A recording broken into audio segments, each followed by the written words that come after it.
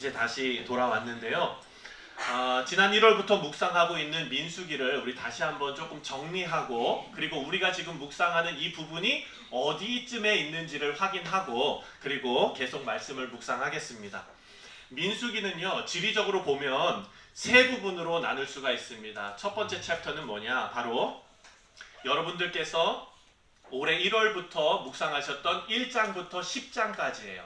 그거는 뭐냐면 이스라엘 백성들이 출애굽하고 나서 시내 광야에 모여서 거기에서 하나님께서 가나안 땅으로 들어가기에 합당하도록 준비시키는 과정이었습니다. 그래서 인구조사도 했고요, 일꾼도 세웠고요, 행진은 어떤 방식으로 하고 어떤 순서로 해야 하는지 또 여러 가지를 배우고 준비하는 시간이 바로 그 첫 번째 챕터였습니다. 그리고 두 번째가 뭐냐?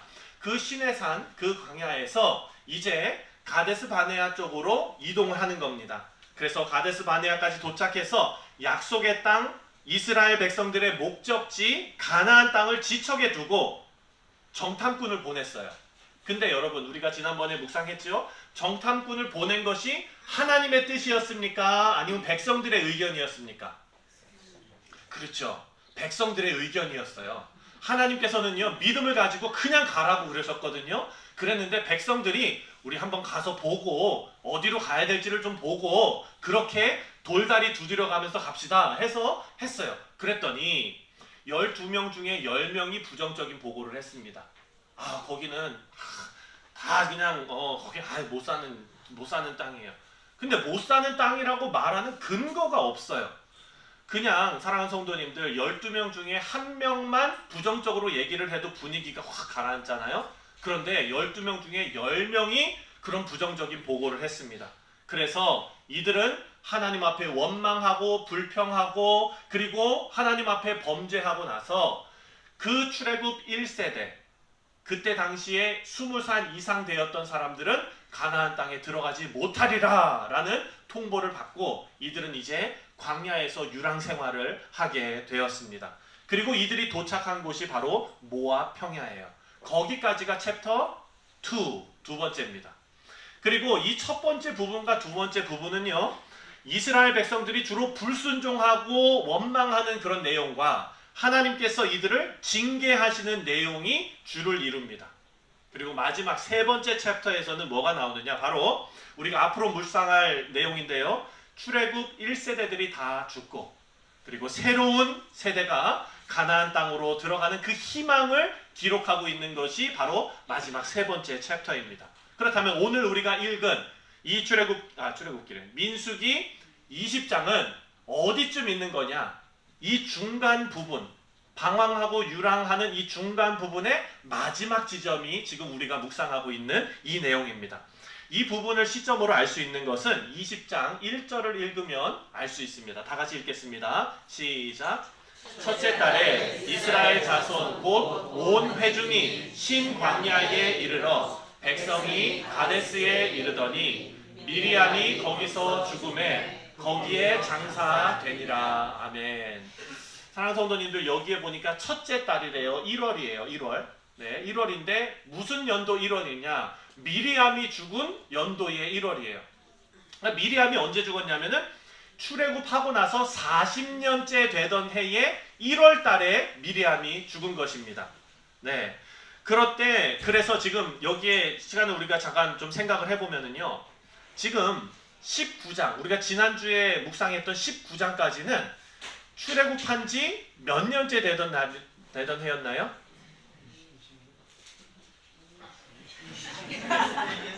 2년째 되던 해에, 네, 그래요. 2년째 되던 해에 거기에 이제 있었던 일이거든요. 그런데 20장으로 넘어오자마자 지금 40년째 되던 해로 지나갔어요. 네, 그러면은 19장부터 20장 사이에는 몇 년의 공백이 있습니까?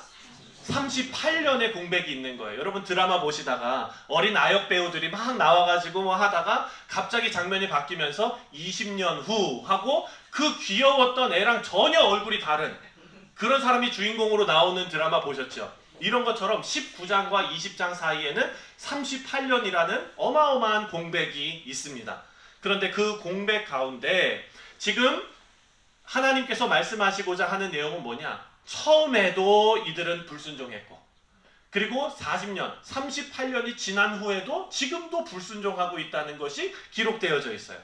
여러분, 출애굽하고 나서 2년 되는 그 시간 동안에 지금 우리가 성경을 보면은요, 이스라엘 백성들은 원망하고 불평하고 막 이러다가 시내산에서 뭘 만들었습니까? 막 금붙이 다 가져와가지고 뭐 만들었죠? 그렇죠, 우상 만들었죠. 금송아지 만들어서 우상 숭배를 했는데 하나님 면전에서 이렇게 우상 숭배를 한 거예요. 그때 하나님께서 이들을 내가 다 진멸하겠다 하셨는데 모세가 하나님 앞에 나타나서 중보자 역할을 합니다. 하나님, 간청하건대 하나님, 이들을 그대로 진멸하지 말아 주옵소서. 이들을 없애시려거든 저도 같이 없애주시옵소서. 이렇게 얘기했어요. 나도 생명책에서 지워달라고. 사랑하는 성도님들, 그렇게 고백하실 수 있겠습니까? 여러분 자녀를 위해서 이렇게 하실 수 있으시겠어요? 우리 목사님을 멸하시려거든 저를 생명책에서 지워주옵소서. 아멘? 그렇죠. 그거는 못하시겠죠. 네. 사랑하는 성도님들, 들어보세요. 모세가 이런 마음으로 중보를 했는데 하나님께서 그 말을 듣고 이렇게 대답하십니다. 출애굽기 33장 1절부터 3절 시작. 여호와께서 모세에게 이르시되 너는 내가 애굽 땅에서 인도하여 낸 백성과 함께 여기를 떠나서 내가 아브라함과 이삭과 야곱에게 맹세하여 내 자손에게 주기로 한 그 땅으로 올라가라. 내가 사자를 너보다 앞서 보내어 가나안 사람과 아모리 사람과 헷 사람과 브리스 사람과 히위 사람과 여부스 사람을 쫓아내고 너희를 젖과 꿀이 흐르는 땅에 이르게 하려니와 나는 너희와 함께 올라가지 아니하리니 너희는 곧은 백성인즉 내가 길에서 너희를 진멸할까 염려함이니라 하시니. 아멘. 사랑하는 성도님들, 여기 보니까 하나님께서 뭐라고 얘기하시냐면요, 이스라엘 백성들이 거역하고 불순종했는데 하나님께서 모세에게 명령하셔서 젖과 꿀이 흐르는 땅으로 이들을 데리고 가라 라고 말씀하셨어요. 그런데 3절 말씀을 보니까 하나님께서 함께 가십니까? 아니면 그냥 모세만 보냅니까? 그렇죠. 여기 보니까 나는 너희와 함께 올라가지 아니하리니. 그런데 여러분, 어디로 가라는 거예요? 가나안 땅으로 가라는 거예요. 그런데 하나님께서는 같이 안 가시겠대요. 하나님의 사자를 미리 보내서 내가 거기 사람들은 쫓아내 줄게. 하지만 나는 같이 안 가. 모세, 너가 데리고 가. 이게 하나님의 명령이었어요.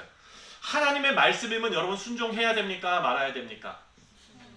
순종해야죠. 그런데 이거는 순종하기에 뭔가 찝찝해요. 모세는 지금 여기서 눈치를 챙겨야 되는 거예요. 뭔가 찝찝해요. 뭔가 불편하고 이렇게 하면 안 될 것 같고 왠지 차표 끊어놓고 그냥 이별하는 그런 느낌인 거예요. 그런데 이 상황에서 모세가 아주 중요한 고백을 하나님께 합니다. 13절 말씀입니다. 시작. 내가 참으로 주의 목전에 은총을 입어싸우면 원하건대 주의 길을 내게 보이사 내게 주를 알리시고 나로 주의 목전에 은총을 입게 하시며 이 족속을 주의 백성으로 여기소서. 아멘. 모세가 하나님 앞에 간구하는 게 있었는데요, 한 가지였어요. 하나님, 저에게 은총을 주시되 어떤 은총이냐? 하나님, 이 족속을 주의 백성으로 여겨주십시오 라는 은총이에요. 신약적인 표현으로는 하나님께서 우리의 아버지 되심을 포기하지 말아주십시오 하는 간청입니다. 지금 모세는요, 하나님과 이스라엘 백성의 관계를 아주 정확히 이해하고 있는 것입니다. 비록 이스라엘 백성들은요, 목이 곧은 백성이에요. 문제투성이에요. 속썩이는 자녀들입니다. 하지만 하나님께 혼날지언정 계속 자녀로 있게 해달라라는 요청이었던 거예요. 하나님께서 그래, 가나안 땅 가. 하지만 나랑은 상관없어. 너네끼리 가. 이것과 즉 가나안 땅 들어가는 게 목적입니까? 하나님의 백성으로서 가나안 땅에 들어가야 그것이 진정한 약속의 땅이지, 하나님께서 버리듯이 가라고 하시는 것은 그건 아무런 의미가 없는 것입니다. 이런 올바른 요청을 모세가 하나님께 드렸더니 하나님께서 이렇게 응답하셨습니다. 14절 시작. 여호와께서 이르시되 내가 친히 가리라. 내가 너를 쉬게 하리라. 아멘. 아멘. 사랑하는 성도님들, 이런 은혜가 여러분들 가운데 있으시기를 주님의 이름으로 축원드립니다. 하나님께서 친히 가시겠다고 말씀하세요. 이제 이스라엘의 행진은요, 여러분, 구름 기둥과 불 기둥의 행진입니다. 하나님께서 구름 기둥으로 인도하시면 그 하나님의 임재가 성막 가운데 임하면은요, 그 구름이 쫙 올라가고 사람들은 짐을 챙겨서 그 구름을 따라가는 것입니다. 누가 인도합니까? 하나님께서 인도하십니다. 여러분, 이 말씀을 우리가 이해하는 것이 중요한 이유가 뭐냐? 바로 이 사건이 오늘 본문 아론이 죽는 이 사건을 이해하는데 정말로 중요한 역할을 하기 때문입니다. 다시 민수기로 돌아와서 하나님께서 직접 구름기둥과 불기둥으로 인도하시면서 시내산에서부터 어디로 갔습니까? 가데스 바네아까지 간 거예요. 거기에서 이제 앞에 가나안 땅이 보이는, 지척에 보이는 그곳까지 갔는데 정탐꾼을 보내고 나서 이 사람들이 아주 부정적인 보고를 해서 하나님을 불평하고 원망하고 이들이 징계를 받습니다. 이때도 많은 사람들이 죽었어요. 그리고 나서 이제 오늘 본문 20장에 들어와서 38년이 확 지났습니다. 그리고 다시 가데스 바네아로 돌아온 거예요. 자기들이 반역했던 그곳으로 다시 한번 돌아온 겁니다. 그런데 사랑하는 성도님들, 민수기 저자가 왜 이 38년을 생략을 했을까요? 왜 뺐을까요? 그거 한번 생각해 보셨어요? 민수기 기자가 왜 반역했던 그 이야기를 갑자기 뚝 잘라가지고 그리고 38년을 확 뺀 다음에 20장에 다시 반역하는 얘기로 나올까요? 그 이야기는 여러분이 글을 쓸 때 계속해서 무언가를 반복하면 어떻게 합니까? 지루하죠. 네, 그래서 이것은 어떻게 합니까? 생략하잖아요. 빼잖아요. 그렇죠. 우리가 이것을 미루어 짐작해 보면은요, 지금 이스라엘 백성들은 출애굽 1세대가 처음에 가데스 바네아에서 하나님을 원망하고 불순종했던 그 습성과 그 모습이 38년 동안 계속 반복되었다라는 것을 우리가 추측으로 알 수가 있습니다. 그리고 나서 20장에 들어와서 이들이 또 한 번 하나님 앞에 반역을 합니다. 어떤 반역을 했느냐? 이들이 지금 하나님 앞에 범죄하고 나서요, 이제 20장에 들어와서 누가 죽었습니까? 미리암이 죽었어요. 그리고 나서 나타난 일이 뭐냐면은 그 가데스 바네아에서 하나님 앞에 또 원망을 합니다. 왜 원망을 했냐면 거기 왔더니 물이 없어요. 물이 없으니까 다들 갈증을 느끼고 이제 왜 여기 와서 우리를 죽게 하느냐. 애굽이 오히려 더 좋았다. 여러분, 이거는 40년 전에 있었던 일하고 똑같은 거죠. 그 똑같은 일을 반복하곤 합니다. 그런데 하나님께서는 어떻게 하기로 작정하셨어요? 내가 너희의 아버지됨을, 너희가 내 백성이라는 것을 나는 포기하지 않겠다. 하나님께서는요, 못난 아들이 저렇게 지금 저 분탕질을 치는데 하나님께서는 그것을 끝까지 데리고 가시겠다라는 마음이었어요. 그런데 그것을 못 참는 사람이 한 명이 있었어요. 누구였냐면 바로 모세하고 아론이었어요. 하나님께서 모세하고 아론에게 뭐라고 이야기하셨냐면, 하나님께서 이 모세와 아론에게 이들을 반석 앞으로 다 불러 모아라. 그리고 거기에서 내가 물을 내리겠다. 너희는 가서 명령해라. 그러면 반석에서 물이 나오겠다. 이러면 누가 하는 겁니까? 하나님께서 하시는 거죠. 네. 민수기 20장 8절 다 같이 읽겠습니다. 시작. 지팡이를 가지고 내 형 아론과 함께 회중을 모으고 그들의 목전에서 너희는 반석에게 명령하여 물을 내라 하라. 내가 그 반석이 물을 내게 하여 회중과 그들의 짐승에게 마시게 할지니라. 여기서 보니까 하나님께서 그 회중과 짐승들에게 물을 마시게 하시겠다라고 말씀했습니다. 근데 모세가 생각이 난 거예요. 아니, 이 사람들은 어떻게 이렇게 하나도 변하지가 않느냐. 내가 너희들 때문에 미치겠다. 그리고 모세가 생각한 것은 자기가 가지고 있던 그 분노, 그리고 또 하나 자신이 경험했던 경험, 이것을 하나님께서 하시고자 하는 뜻에 다 같이 가지고 온 거예요.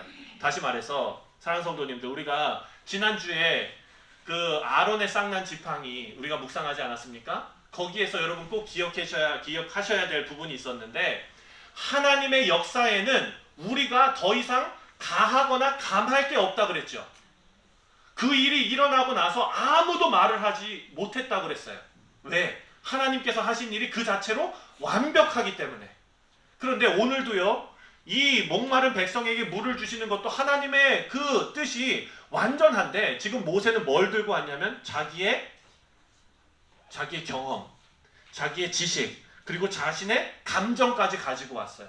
감정은 뭐냐? 이 이스라엘 백성들이 답답한 거. 왜 너희들은 변하지 않느냐? 첫 번째. 두 번째 경험은 뭘까요? 사랑하는 성도님들, 처음에 출애굽할 때도 비슷한 사건이 있었죠. 물이 없다고 막 원망할 때 하나님께서 어떻게 하라 그랬습니까? 모세 보고 지팡이로 바위를 치면은 거기서 물이 나올 거다 그랬잖아요. 그러니까 모세는 그거를 기억하고 있었던 거예요. 지팡이로 치면 물이 나오겠구나. 내 경험이 거기에 또 들어간 것이죠. 그래서 하나님의 명령은 회중을 모으고 하나님의 뜻이 그대로 이루어지는 건데, 여기에서 모세가 자기의 것을 가지고 나왔습니다. 그래서 하나님께서 이 모세를 책망하십니다. 모세가 어떻게 했느냐? 10절과 11절 다 같이 읽겠습니다. 시작. 모세와 아론이 회중을 그 반석 앞에 모으고 모세가 그들에게 이르되, 반역한 너희여 들으라. 우리가 너희를 위하여 이 반석에서 물을 내랴 하고, 여기서 보니까 우리가 너희를 위하여 이 반석에서 물을 내랴 했으면 이 우리야는 누굽니까? 우리가 모세하고 아론이죠. 자기네들이 하는 겁니까? 아니에요. 하나님께서 하시는 거예요. 근데 마치 자기가 하는 것이냐. 그리고 다음에 뭐라고 나옵니까? 11절 시작. 모세가 그의 손을 들어 그의 지팡이로 반석을 2번 치니 물이 많이 솟아나오므로 회중과 그들의 짐승이 마시니라. 모세가 지팡이로 바위를 쳤어요. 이것은 자신의 경험을 의지한 거예요. 사랑하는 성도님들, 이 사건 때문에 이들은 약속의 땅으로 들어가지 못하게 됩니다. 아론과 모세가 광야에서 죽게 되는데요, 그 이유를 성경은 이렇게 말합니다. 다 같이 24절 시작. 아론은 그 조상에게로 돌아가고 내가 이스라엘 자손에게 준 땅에는 들어가지 못하리니 이는 너희가 무리바 물에서 내 말을 거역한 까닭이라. 지금 바위 한번 잘못 쳐가지고 이들은 지금까지 고생하고 나서 가나안 땅에 들어가지 못하게 된 것입니다. 우리 사랑하는 성도님들, 하나님께서는요, 초반부터 이스라엘 백성들을 참아오셨던 거예요. 이스라엘 백성들이 잘나서 이렇게 데려온 거 아닙니다. 하나님께서 하나님인 되심을 포기하지 않으셨기 때문에, 아버지 되심을 포기하지 않으셨기 때문에 이 못난 이스라엘 백성들을 오래 참아오셨어요. 그런데 중요한 것은 뭐냐? 하나님께서 모세와 아론과 미리암도 참아오셨다는 것을 이들은 몰랐던 거예요. 나는 신앙생활 잘하는 것 같죠?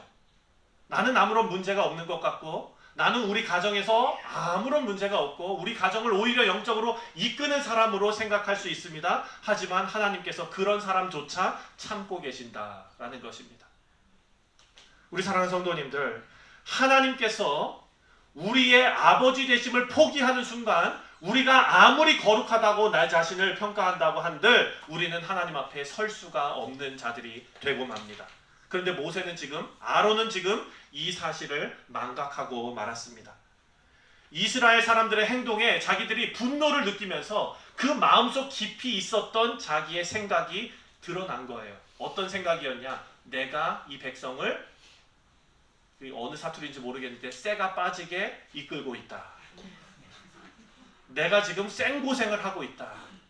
나는 잘하고 있는데 이들 때문에 내가 고생하고 있다. 이런 생각이 모세에게 들었고 있었고, 그것이 그 사람이 스트레스를 받고 그 아주 극도의 상황이 되자 밖으로 표출돼서 나와 버린 것입니다. 우리 사랑하는 성도님들, 지금요, 물을 달라고 원망하는 이스라엘 백성들이다, 모세나 아론이나 미리암이나 옛날이나 지금이나 달라질 게 하나도 없었다는 겁니다. 하나님께서는 참고 계시는 거였어요. 자, 여기서 질문 하나 드리겠습니다. 출애굽 2세대들, 그때 당시에 20세 미만이었던 사람들은 가나안 땅에 들어갈 수가 있게 됩니다. 그렇죠? 그렇다면 출애굽 1세대였던 사람들과 2세대였던 사람들이 지금 40년이 지나서 함께 모여 있죠. 2세들이 1세보다 더 신앙적으로 나았을까요? 그거 한번 생각해 보셨어요? 네. 지금 여러분 그때 당시에 20살이었던 사람은 지금 이제 몇 살입니까? 그렇죠. 거의 60세가 된 거예요. 58이에요. 그렇죠. 그런데 한 살 적었던 19살짜리 19살은 가나안 땅 들어갈 수 있는 거 아닙니까? 1년 차로? 그럼 여기서 내 생일 막 따지면서 막 이렇게 할 수는 없겠지만 어쨌든 그 사람도 57이에요. 57과 58 그렇게 많이 다릅니까 여러분? 그리고 여러분 여기서 우리가 유추해 볼 수 있는 거는 38년이라는 시간을 생략해 버렸잖아요. 그러니까 그 38년 동안에도 1세나 2세나 똑같이 불순종하고 있었다는 것을 우리가 알 수가 있습니다. 이스라엘 백성들에게는요 모세와 아론 그리고 미리암은 눈에 보이는 리더였습니다. 하지만 이 눈에 보이는 리더들도 은혜가 필요한 사람들이었고 하나님 앞에 불순종한 이스라엘 백성 모두도 은혜가 필요한 사람들이었습니다. 이제 출애굽 40년째 되던 해에 1월에 누가 죽었습니까? 미리암이 죽었죠. 5월 달에 아론이 죽습니다. 11월 달에 누가 죽습니까? 모세가 죽습니다. 그 1년 안에 3명의 이 아주 중요한 리더들이 다 하나님의 부르심을 받습니다. 사랑하는 성도님들, 여러분이 장례식장에 한번 참석하고 오시면은 돌아오는 길이 어떻습니까? 나의 인생을 다시 한번 돌아보게 되지 않습니까? 모세가 아마 그랬을 것 같아요. 이 아론의 죽음은 지금을 살아가고 있는 우리에게도 교훈이 되지만 그 시대의 모세에게도 큰 교훈이 되었을 것입니다. 지금 자신의 그런 혈기와 자신의 어떤 불순종 때문에 지금 이 사람들이 가나안 땅에 들어가지 못하게 되지 않았습니까? 근데 자신의 형 아론이 5월 달에 죽습니다. 성경에 보면은요, 그 아론을 위해서 30일 동안 이스라엘 백성들이 애곡했다 그러는 거예요. 200만 명의 사람들이 한 달 동안 엉엉 우는 거예요. 애곡하는 거예요. 그러니까 그거 하느냐고 한 달이 훅 지나갔겠죠? 그리고 나서 이제 모세에게 남은 시간은 5개월밖에 없어요. 그 5개월 동안에 모세가 어떤 생각을 했을까 생각해 보면은요, 모세는 그 시간 동안에 자신을 겸허하게 돌아보면서 그 자신이 하나님 앞에 겸손해지면서 내가 하나님의 나라를 위해서 이렇게 하나님께서 나를 사용하셨고 나를 오래 참아오셨구나 라는 것을 깊이 깨달았을 것입니다. 그리고 나서 이 모세가 기록한 책이 있습니다. 그 책이 바로 신명기입니다. 모세의 고별 설교 3편을 적어놨는데 신명기의 여러분 핵심은 바로 이거예요. 하나님의 말씀을 지키고 행하고 순종하라. 하나님의 말씀을 지키고 행하고 순종하라. 이것이 너희가 살 길이다. 내가 지금까지 살아온 이 세상을 보니까 나의 삶을 보니까 내가 아무리 너희들이 존경하는 리더로 서왔지만 너희들이 나를 아무리 우러러보지만 나도 하나님께서 참아오셨다. 그러니 하나님의 말씀만 붙잡아라 라고 이야기하고 있는 것입니다. 내 인생의 주인이 내가 아니구나. 내 사역의 주인도 내가 아니구나 라는 깨달음을 얻었을 것입니다. 여러분 우리도 마찬가지입니다. 아론이 죽었지만 제사장직은요 하나님의 뜻에 따라서 계속 이어지게 하셨습니다. 오늘 본문을 보니까 아론이 호르산으로 올라가서 거기서 죽게 되는데 누구하고 같이 올라갔습니까? 모세하고 아론의 아들 엘르아살과 같이 올라갔어요. 거기에 올라가서 아론의 옷을 벗어서 엘르아살에게 입혀줍니다. 그리고 아론은 거기에서 죽고 그리고 모세하고 아론의 아들 엘르아살이 같이 내려오는 거예요.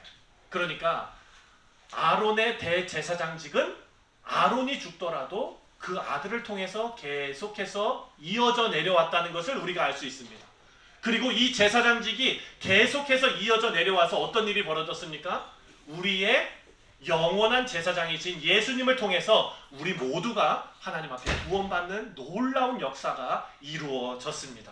우리 사랑하는 성도님들, 모세와 아론처럼 자신에게 주어진 리더의 자리는 내 것이다 라는 착각에 빠지지 마셔야 합니다. 우리는요, 우리가 지금 너무나 당연스럽게 여기는 나의 생명 그리고 나의 인생이 온전히 내 것이다 라고 생각하는 착각에서 벗어나야 합니다. 우리가 생명을 유지하고 있다는 것은요, 우리가 수행해야 하는 사명이 있다는 것이고 그 사명을 제대로 감당하지 못하고 있다면 우리에게 생명을 선물로 주신 그 하나님의 뜻을 온전히 이루지 못하고 있다는 것입니다.